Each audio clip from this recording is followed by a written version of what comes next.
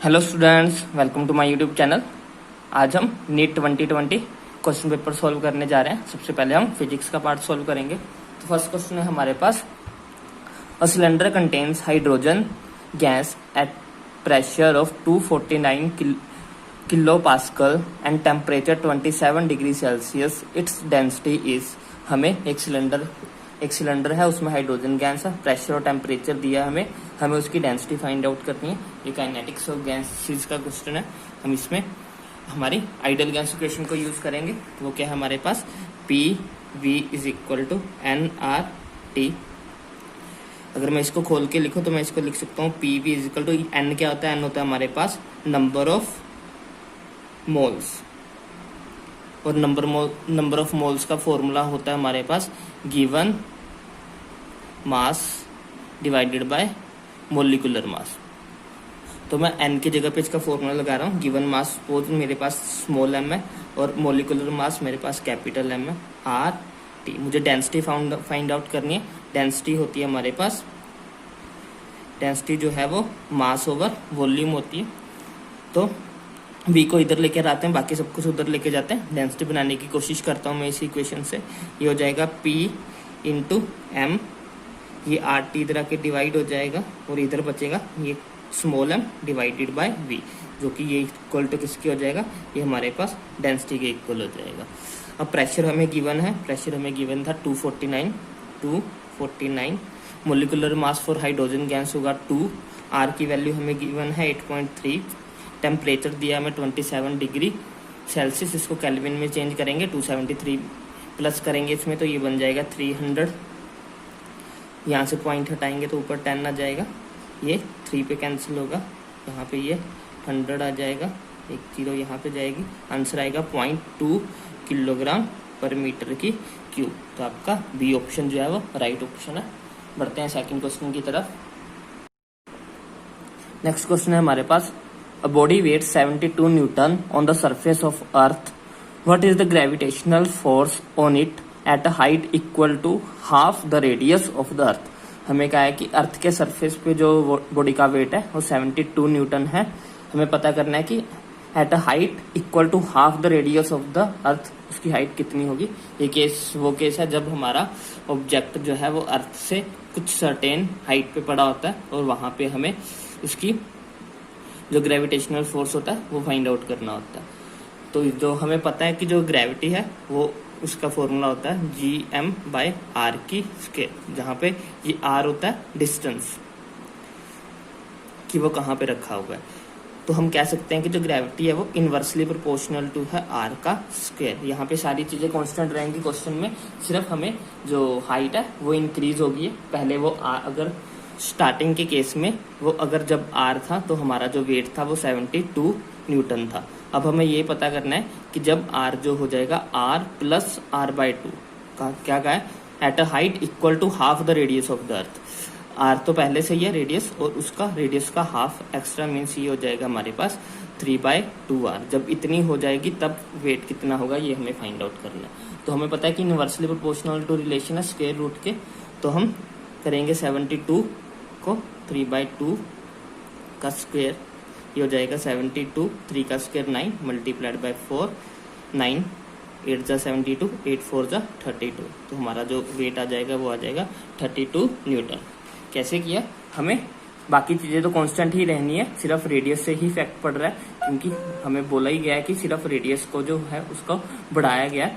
तो हमने रेडियस को ही चेंज करके जितनी पहले थी उसको नए रेडियस के साथ डिवाइड करते हैं तो हमारे पास आंसर आ जाएगा 32 न्यूटन। बढ़ते हैं नेक्स्ट क्वेश्चन की तरफ।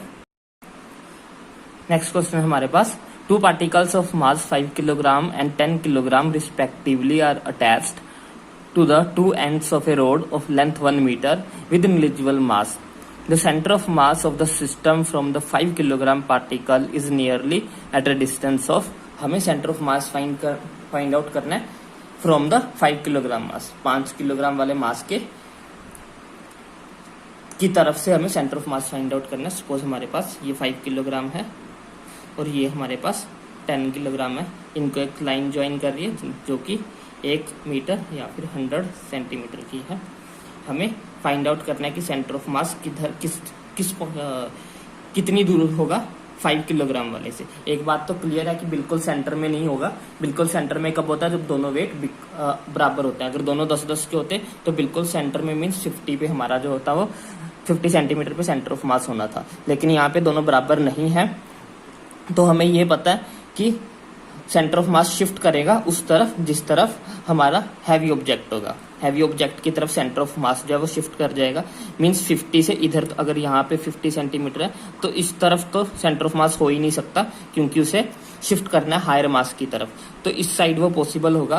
तो अगर हम ऑप्शन को एलिमिनेट भी करने की कोशिश करें तो 33 नहीं हो सकता, 50 नहीं हो सकता। इन दोनों ऑप्शन में से कोई ऑप्शन सही होगा। तो हम देख लेते हैं कि कैसे। हमें पता है कि जो सेंटर ऑफ मास है वो इस लाइन को, जो लाइन दोनों मासेस को आपस में कनेक्ट करती है, उस लाइन को in the inverse ratio of their masses में जो है वो डिस्ट्रीब्यूट करता है। जैसे कि अगर ये R1 है और ये R2 है तो R1 divided by R2 equal to होता है M2 divided by M1। Means उनके मासेस की इनवर्स रेशियो में वो उसको डिवाइड करता है लाइन को।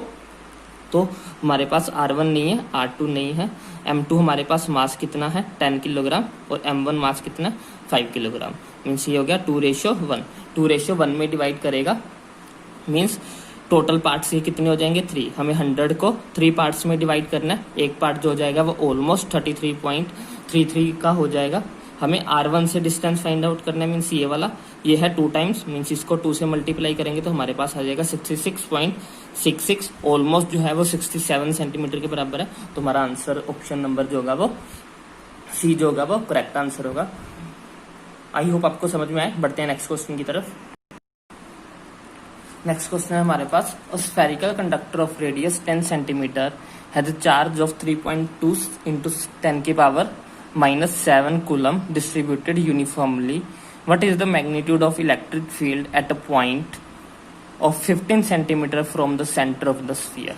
हमें इलेक्ट्रिक फील्ड निकालनी है। इलेक्ट्रिक फील्ड का फॉर्मूला होता है हमारे पास E is equal to Q divided by 4πε0 R की स्केयर। R जहाँ पे होता है डिस्टेंस, जिस डिस्टेंस पे भी हमें फाइंड आउट करनी होती है तो हम सारी वैल्यूज यहाँ पे पुट करते हैं। सीधा फॉर्मूला बेस्ड क्वेश्चन है ये।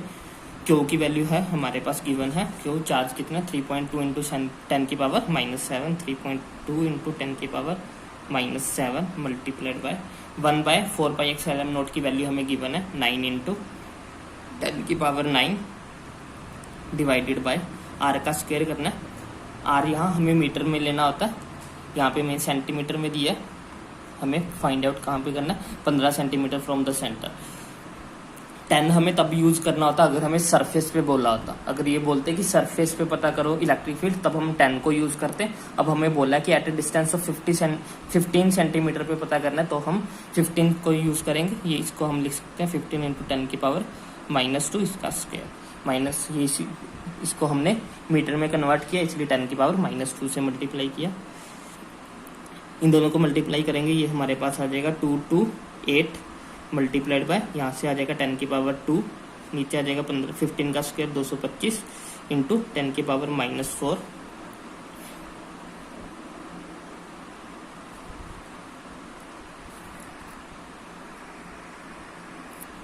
सॉरी इनको मल्टीप्लाई करने पे आएगा 288। पॉइंट हटाएंगे नीचे 10 आ जाएगा। इनको डिवाइड करेंगे ये हो जाएगा हमारे पास 1.28 इंटू 10 की पावर 2, नीचे हमारे पास 10 की पावर 3 -3 सॉरी ये हो गया 1.28 इंटू 10 की पावर -3 ऊपर जाके प्लस हो जाएगा ये हो गया 1.28 इंटू 10 की पावर 5। तो ऑप्शन नंबर बी जो है हमारा राइट आंसर है। बस हमें वैल्यू फॉर्मूलाज में वैल्यूज पुट करनी थी। बढ़ते हैं नेक्स्ट क्वेश्चन की तरफ।